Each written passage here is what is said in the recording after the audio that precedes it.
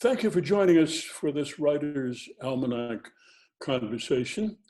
We're talking today to two poets, one in Pennsylvania and one in Kansas, who have written poems about the pandemic that we find ourselves in.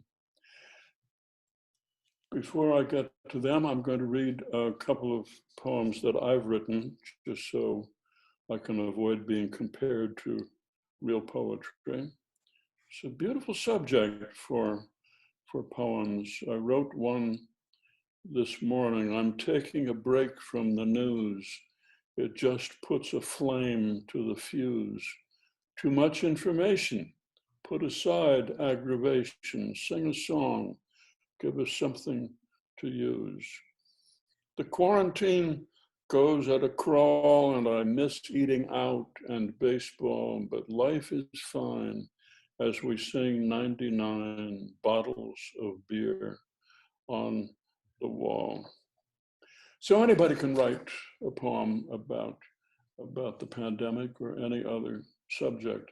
And it's so good to see people who come from an unusual background, to see them taking to poetry. Poetry is heightened speech, and it's a way to get at information in an entirely different and, I think, much more accessible way.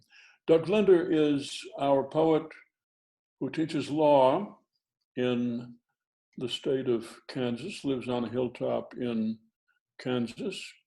He married a park ranger, so he is a man under close supervision at all times. And I like very much his poem, which starts out about garlic, the shape of garlic. Michele Mekel is living in Happy Valley, State College, Pennsylvania. She is a bioethicist and teaches bioethics, which now that I think of it, Michele, if you asked me for a definition of bioethics, I would not know what to say. So, what is it? It is the practice of applied ethics at the nexus of medicine and life sciences to determine what we should best do in situations like we're currently living in. Mm-hmm. So a bioethicist has some direction and guidance for our healthcare system now. Our healthcare system, one could argue, is broken compared to other countries. You agree with that? Yes, and I think we're seeing that by the disproportionate impacts, by the lack of PPE protective gear for our heroes, our healthcare workers, and our need to ration scarce ventilators. Mm-hmm, mm-hmm. Has the coronavirus come to the hills of Kansas? I don't think of Kansas as having hills. What qualifies as a hill in Kansas, Doug? Kansas does have some hills where we can see Missouri from our backyard. So we're really on the far eastern edge of Kansas, which is much hillier than the west. And there is, unfortunately, coronavirus there as well as just about everywhere. I think it hasn't really peaked yet in Kansas like it has in your own New York City. Are you isolating, you and your park ranger? Yes, well, actually, I feel guilty saying it, but it's been really a warm, special time for us. We have two daughters, adult daughters, one in San Francisco, one in Washington, but they're both able to work remotely. So they've come together with us, and we have this kind of rare opportunity, one that we'll probably never have again in life, to live as a family, to play boggle and take our walks and make our vegetarian dinners, and it's really been good. I guess the only worry we've had is our eldest daughter's longtime boyfriend is an ER doc in Washington, D.C. So 20 times a day he has to put on his personal protection equipment. Mhm. go in and deal with COVID patients. And sometimes that can be pretty stressful, but he's a very even-keeled guy, cheerful, and is handling it surprisingly well. But he's a big concern right now. Yeah. So are the two of you, Doug and Michelle, are the two of you teaching online this semester? What is that like, Michelle? So fortunately, we had the first 2 months in the classrooms, so the students and I could really bond and get to know each other. And then we moved to the online platform sort of in a big hurry. And so it's been a bit of chaos, but I have to say we've all stepped up and closed out the semester as a tighter cohort than maybe otherwise we would have. Mm-hmm. Mm-hmm. I'm supposed to start teaching online in the fall. It looks like it'll be online. I'm kind of hoping that, as Trump said, it will all miraculously disappear sometime in the next month or two. I don't think that's going to happen, though. So I'll have to sit down and get remote teaching certified or something. I think that's what they call it. Take a bunch of quizzes and do other silly things. I'm not really equipped to do that, but with a little coaching, I think I can make it. The college kids whom I know personally are debating whether to enroll for the fall semester or not. They're not high on the subject of taking online courses, maybe because they want to get away from their parents. They want to live with other people their age and not be held back by the elderly. What would you advise them if you had to? I would discourage people if they had a choice from starting college this year. I'd wait a year. The socialization, the contacts you make with professors one-on-one, the football games, everything else is part of college. It's not going to be there. And if colleges operate in the fall they really should be charging 50% of what they're going to charge, I think, because you'll be missing out on at least 50% of what the college experience should be. Okay. But what else can you do at the age of 18 other than go to college? Travel around the world if you have the money. But join the Army. I've heard of people getting a wonderful, life-changing education in the armed services. Yeah. No, and there's nothing wrong with working at Starbucks or any. I think some of those experiences are working in a bar or whatever. I think it's a bad thing to do for a year. Well, a bar would give you more material if you were a poet than a Starbucks. I agree. In a Starbucks, you are simply serving people who are going to sit down and read, and there's not much to be written about readers. Whereas in a bar, you have people who are looking for somebody else, no? A lot, yeah. A great poetry of all time. Yeah. Somebody walking into a dim, smoky room. Are they still smoky bars? I haven't been in one in a long time. No, I haven't been in a smoky bar for a long time either, but I think you're right. I mean, bars have a much more interesting cast of characters than you find in typical Starbucks.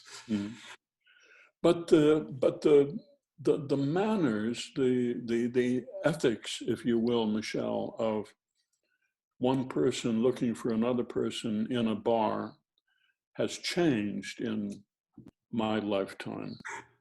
Would you like to take on that question, Michelle? So I definitely think that it has changed over time, and we see right now it changing again because of the pandemic. I have read and heard that online dating is booming, but the dating is all now virtual. It is done by Zoom, it is done by FaceTime, it is done by text message, because there's no actual in-person anything right now. I can't imagine having met my wife by text messaging. I don't think I would have seen her fully as a person through text messages. So yeah, I tend to agree. I mean, any relationship that I've ever valued has taken a long time to develop, and there's so many dimensions to it that texts just don't do it justice. when you met your park ranger, was she wearing a uniform? No, I was actually teaching at the time at the University of Iowa.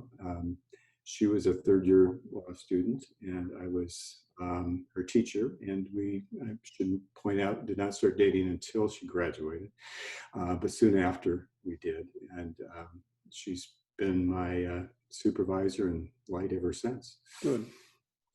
Michele, I want to get to your poem, but before I do, I want to read another poem of yours that I admire, and if we were to have a program about garage sale poems, this one would be right up at the top. I love this poem called Yard Sale.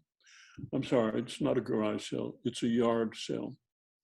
What's the difference? Well, here where I'm living now, the houses are so old as to not have garages. So all of these are now yard sales rather than where I'm originally from, where it would have been a garage sale. I see. Okay, good. Yard sale. The temporary temple of unwanted items opened that Saturday morning at 8 a.m. sharp, not a minute before. But the dedicated supplicants who'd come to pay homage had been waiting in parked cars along the curb or on foot at the edge of the drive, anxious for the moment when the garage door began its clattering ascent. Barely containing their fanatical fervor, the throng of ardent devotees rushed the heaped shrines of cast-off belongings as they searched for sacred to them relics. Visitations came in waves, lasting from mere minutes for the disaffected to an hour for those who'd found their nirvana. Petitioners haggled for benediction with temple deacons, offering up alms in exchange for second-hand amulets. You've been to a yard sale, I take it. I have definitely been to them and I have hosted them. And this has always been my experience as the host. There is all of this anxiousness and excitement, and from the person who is trying to get rid of these things, I'm wondering why. But for those of us, Michele, who have now been in our houses or apartments for 6, 7 weeks, we're looking around and we're thinking, we've got to get rid of this stuff. Don't you think this is the end of the yard sale, or you think it's going to have a boom whenever people can stand closer than 6 feet to each other? I think there will be people who mourn the fact that if this summer we don't get to have yard sales, they won't know what to do with their Saturday mornings.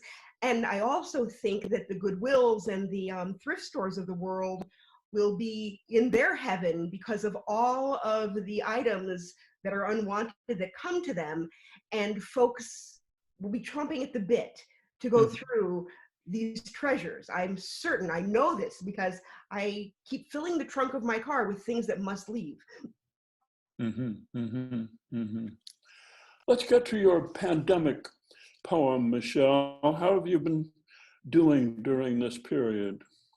Well, I'm an introvert, and so this has been really actually a gift in many ways for me to think and reflect and write and work and teach in deeper ways than I may have otherwise been able to do at this time of the year with all of the frenetic activity that happens in a university. Mm-hmm. And I've also sort of reverted to vampire hours. So, Mm-hmm. Vampire hours. Somewhere I thought I read that you were involved in witchcraft. and that is also true. I think they're all related somehow. But yes, I am a night creature. So, Uh-huh. How does one become a witch? Are you officially a witch? yes, so one can do training, one may be Wiccan, one may just find one's path. Mm-hmm. There is no one right way, not at Okay. all. Okay. So it's a self-declared position. Correct. Okay. All right. Let's hear you read your pandemic poem. It has a fascinating title, How to Compose an Official Email in Pandemic Times, constructed from the first lines of messages received during the outbreak. Is that true? Yes, there have been a few liberties taken, Uh-huh. but indeed, this captures an ethos of what I think many of us have been receiving over this time. Okay. So here goes. I hope you are well, all things considered. I know that you have had an eventful week, but I'm writing with a brief update on various COVID-19 related matters. As you know, communities around the globe are facing unprecedented challenges as the coronavirus continues to spread. News reports anticipate that this week will be the toughest we have witnessed yet since the onset of the COVID-19 outbreak.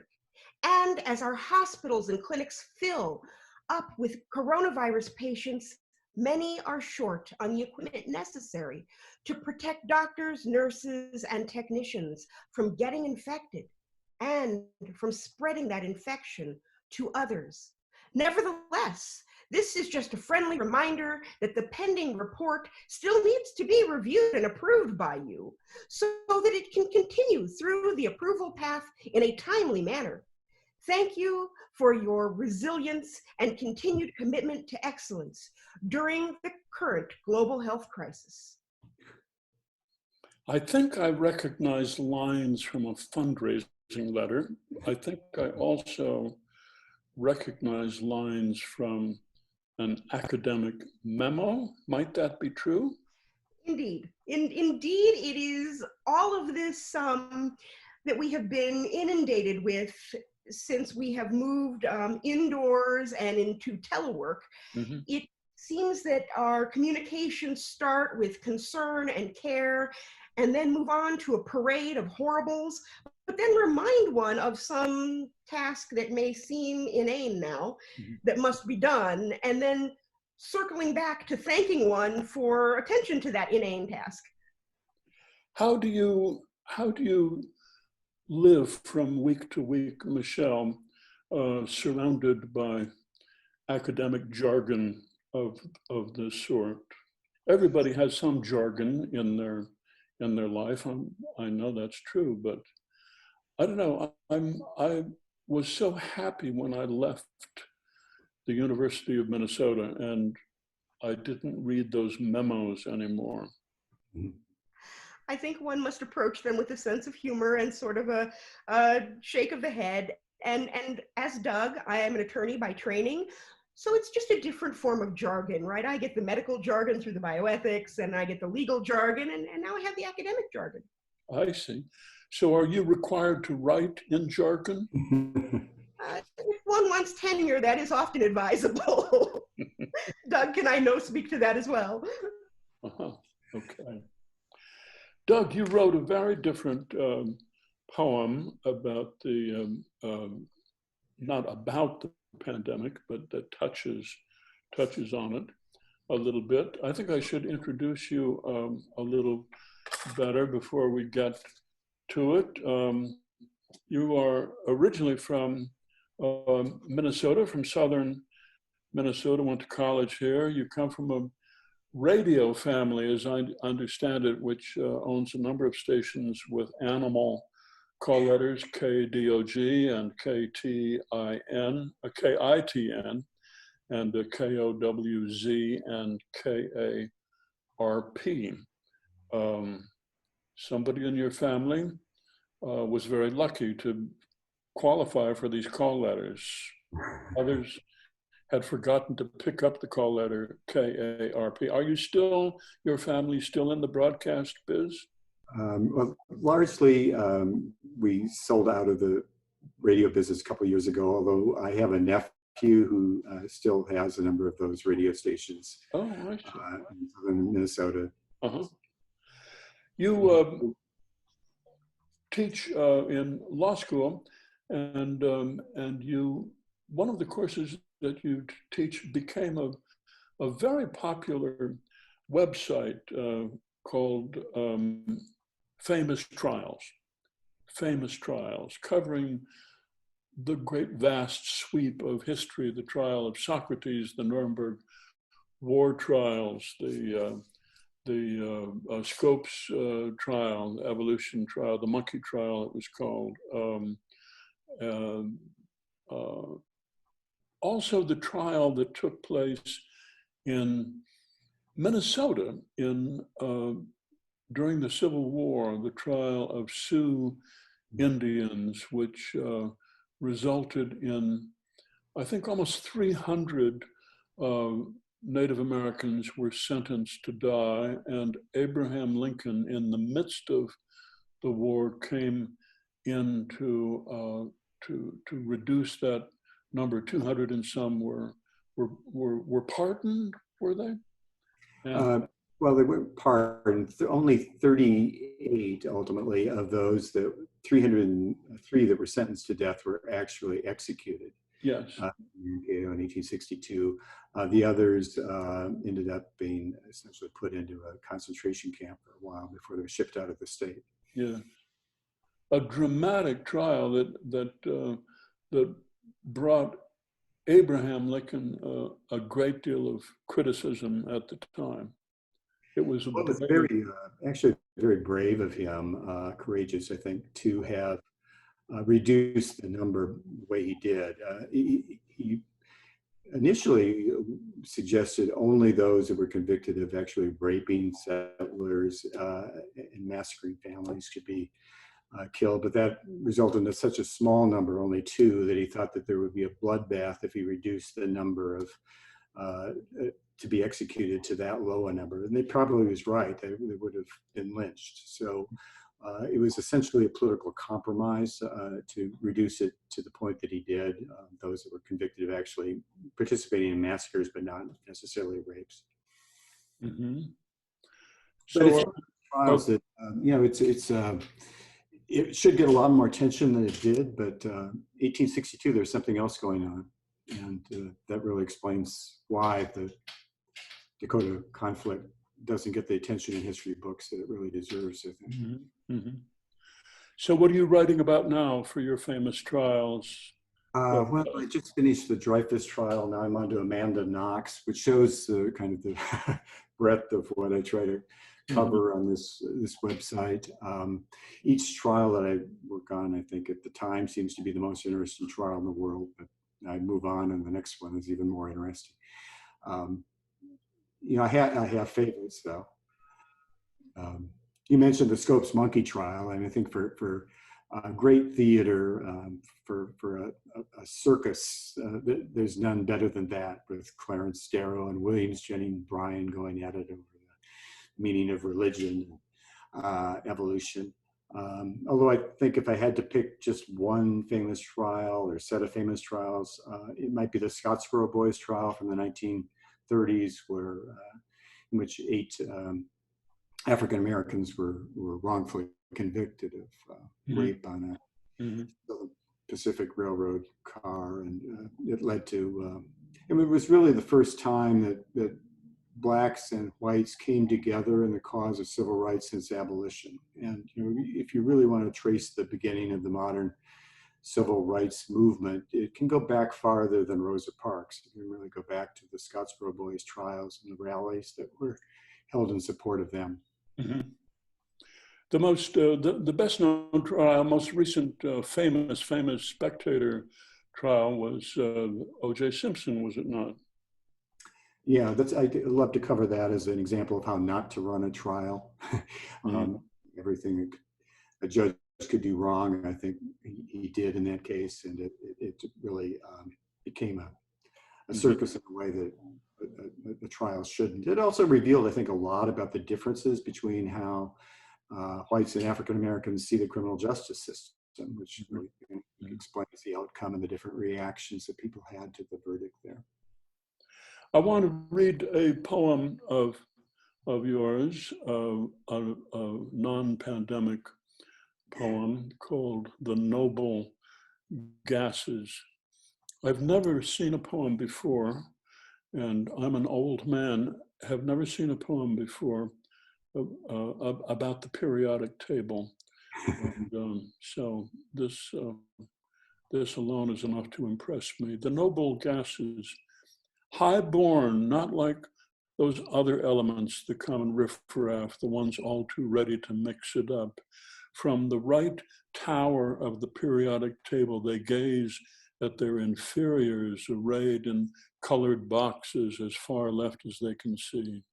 Dancing lightly on the parapet, helium waves her party balloons of yellow, red, and blue.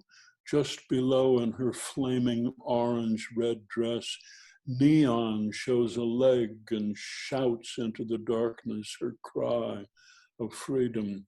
Argon chats with his neighbor below, Krypton, explaining again she's not a planet that exploded, nor a danger to anyone, caped or not. Gay, maybe, but who really cares? Xenon flaunts his electric suit of lavender, nearly blinding all who look in his direction. Radon draws something from his invisible pocket, pauses and casts the seeds on the unaware, bids them gently into that good night.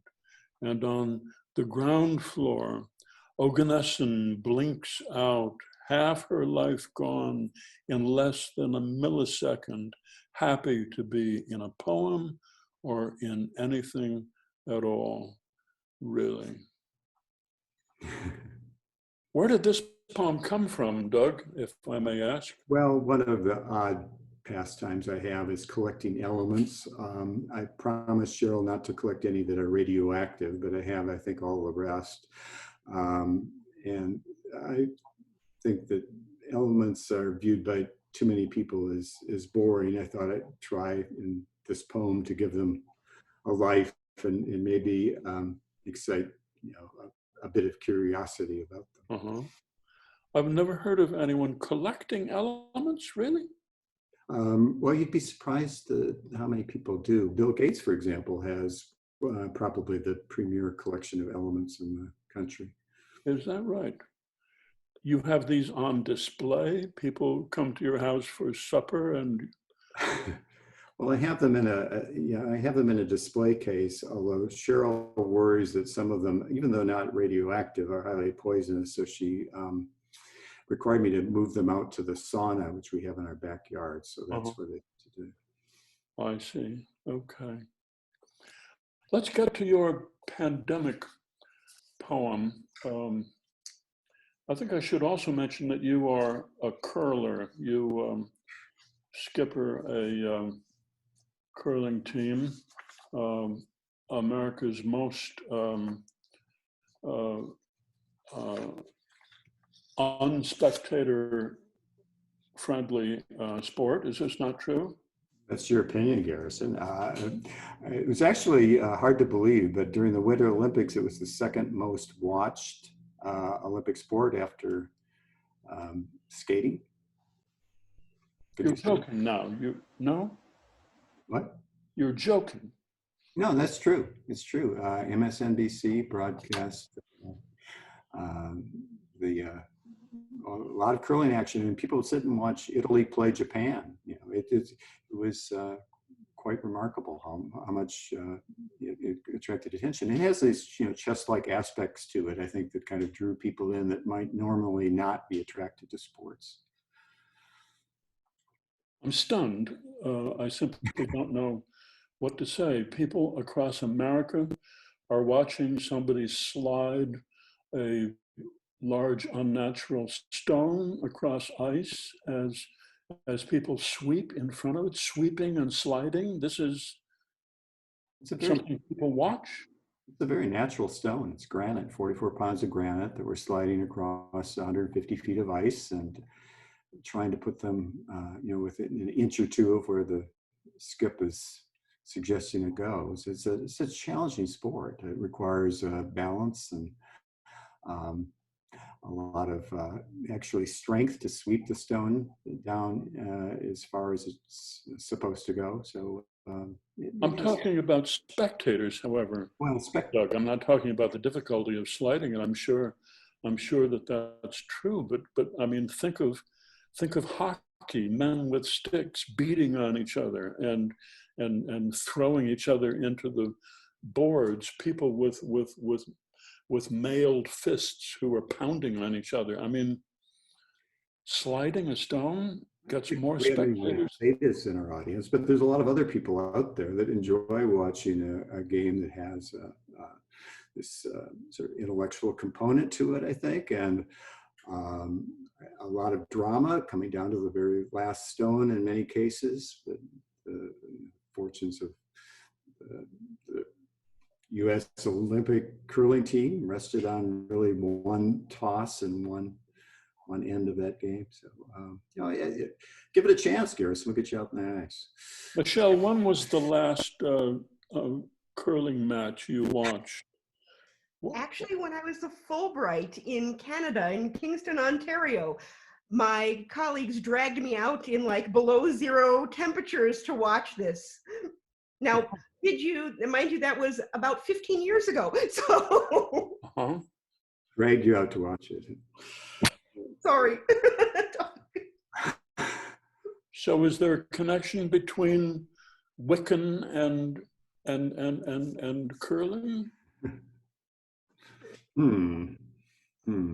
Is this a subject for a poem? We did actually curl against when curlers meet, they have what they call bonspiels. That's the name of a curling tournament. And a bonspiel in Portland years ago, I played against a Wiccan curling team from Seattle. Aha. They were dressed in black, as you might imagine. I think some of them might have been goths, and I could confuse the issue a bit, but there certainly was a Wiccan among them.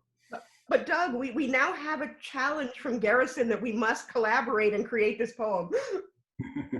Well, I think there should be a poem about curling, but let's get back to the pandemic. Where did your poem come from? This is a dialogue between you and Cheryl, the park ranger. I was out for a walk one day, and I saw this flower, the allium, which people may or may not be familiar with. It has a kind of purple bulb on top and a long, straight stem. And it did remind me of the coronavirus as we see it on television every day.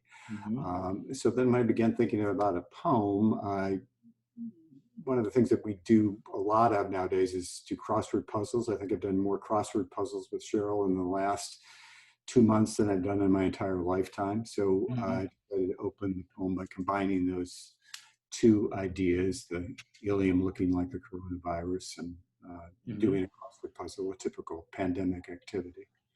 So allium, ALLIUM, is the scientific name for garlic? Well, it's not really the same as garlic. It takes its name from what is the Latin name for garlic, but it's a decorative flower that people, it's an unusual looking flower, but it's one that you see in gardens from time to time. Okay. Have at it. Okay. Thinking about an allium, a purple flower that is the Latin word for garlic, 6 letters, ending with an M, I think. Allium, Cheryl says, with a double L. Yes, of course, I say, penciling letters into boxes on my crossword. I picture the allium, its determined stem reaching higher than seems possible, topped by its preposterous purple globe. It reminds me of the coronavirus, I say, spherical, its little pointed petals sticking out. Everything reminds you of the coronavirus. Except the virus is gray, not purple, and its little spikes are red. Are they really red, I wonder? Light can't reach a virus, can it? It must have no color at all. I think some artist just made the spikes red to scare us, to make it look more like an alien invader. Yes, dear, Cheryl says. In our backyard, the azaleas parade their pink, the dogwood boasts its elegant blooms, and iris chorus cries spring. They are not scared. Let's go outside, I say. That's a good line for a pandemic poem, a good last line. Let's go outside. So you are going outside in Kansas? Yes, we go out on walks frequently, and I guess with this poem, I kind of wanted to have that arc from flowers and life through the coronavirus and fear and all that engenders, back to this idea that we need to go out and experience life and continue on and try and deepen our lives and not just give in to this thing. Michele, you're going outdoors in Pennsylvania? So I have been so occupied with class and with this grant project that we have launched here to capture Pennsylvanians' creative expressions about the pandemic at Penn State. It's called Viral Imaginations. Mm-hmm. And so my life has been mainly inside doing all of these things, classes and launching this website project to capture other people's poetry. Mm-hmm. Mm. Well, I think it's wonderful that the two of you have found your way to poetry through a very different route from the poets I know who majored in English and read poetry and studied it, and some of them got MFAs, and on up the stairway they went. You've come at it in surprising ways. How did you come to it, Doug Linder? Well, honestly, Garrison, I can thank you for it in many ways, because years ago, I was listening to the Prairie Home Companion with Cheryl, as I often do, when you had Billy Collins on. He read some poems, which I love, the accessibility of his poems, the humor in his poems. And I think after that, it probably collected just about every poems that he's published. And when you read poems that are that fun, it makes you kind of want to jump into the pool, and try it yourself. I've always enjoyed writing as well. I mean, I did take creative writing in college. I didn't do strictly, law courses, obviously, in college. So it's kind of a nice return to that. A lot of the writing I do, obviously, is nonfiction and accounts of trials and so on. So it's nice to have this more creative outlet available. So Billy Collins was a good influence on a lot of people who really changed Right. the public face of poetry. He's a great choice for being a poet laureate. I think he did his job. Who wrote poetry that was comprehensible, and unlike the poetry we were forced to read in high school, and who was not afraid of making people laugh. Michele, how did you come down this road to poetry? So when I was much younger, I was gifted Where the Sidewalk Ends by Shel Silverstein. Sure. And that just, I could not get that out of my head. It just spoke to me. It was beautiful. It was fun. It was creative. And so creative writing, poetry and essays, in addition to the, jargony academic stuff that I have to do, is my outlet. It's a joy. Well, I hope you both continue. I wish you both well. I hope that our viewers think about taking on the subject of this pandemic in poetry or any other form. Writing is simply a way of coming to an understanding of something that you start out being mystified by, and in the course of writing about it, you come to you come to teach yourself about it. This is an enormous event in the life of our country. We're all aware of this, are we not? Don't you think? Even the people in Wisconsin who are rushing into the bars and sitting arm in arm and drinking beer, they're aware of this, are we not? This is a cultural moment. Things are changing around us, I feel. Both of you are younger than I, so you're going to see the changes. I may not. How do you see this, Michele? I hope we take lessons from this, and I hope that we start addressing disparate impacts of the healthcare system and of the economy. I also hope that we take what it is to be human and reconnected out of this, because of this time of physical disconnection. Perhaps when we become reconnected, we don't take it for granted in the ways that we did before, and we value each other much more, maybe. Yeah, we might. Life is going to be different, Doug, isn't it? Yeah, I think somebody said that we might look at our lives in terms of the before pandemic, the BP time, and the after pandemic or after coronavirus time, AP or AC.